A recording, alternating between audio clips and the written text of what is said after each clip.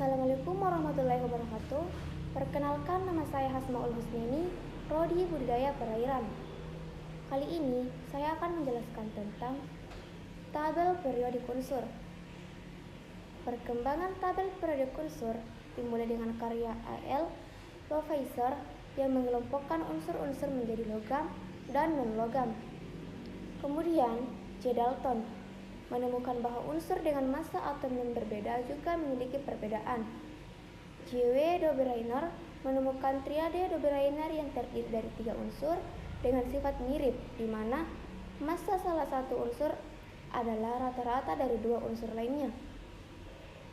Hukum Octave Newlands oleh C. A. K. Newlands menyatakan bahwa unsur-unsur disusun menurut kenaikan massa atomnya.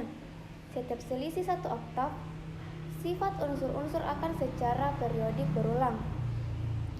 Begier de Chancourtois mengusulkan susunan unsur-unsur secara periodik berdasarkan penurunan massa atom dalam bentuk badan silinder yang dikenal sebagai telluride crown.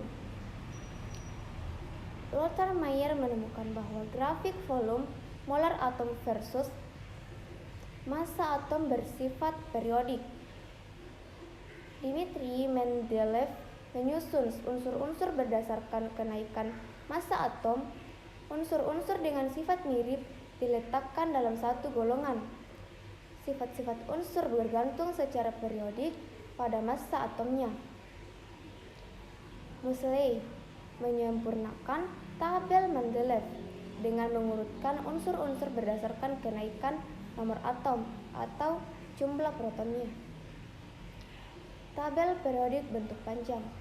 Tabel periodik bentuk panjang adalah perkembangan tabel periodik Mendeleev yang sudah disempurnakan oleh Moseley. Unsur-unsur disusun berdasarkan kenaikan nomor atom. Unsur-unsur dengan sifat mirip diletakkan pada satu kolom. Dalam tabel periodik, periode merupakan baris yang menunjukkan jumlah kulit atom atau bilangan kuantum utama terbesar. Terdapat periode 1 sampai 7. Periode pendek adalah periode yang hanya berisi 2 unsur, yaitu periode 1 atau 8 unsur, yaitu periode 2 dan 3. Periode panjang adalah periode yang berisi lebih dari 8 unsur, periode 4, 5, 6, dan 7. Golongan merupakan kolom yang menunjukkan kelompok unsur dengan sifat yang sama atau mirip. Terdapat golongan utama dan golongan transisi. Unsur blok S adalah unsur yang konfigurasi elektronnya berakhir pada orbital S. Terdapat golongan 1A atau S1 dan 2A atau S2. Unsur blok P adalah unsur yang konfigurasi elektronnya berakhir pada orbital P. Terdapat golongan 3A sampai 8A.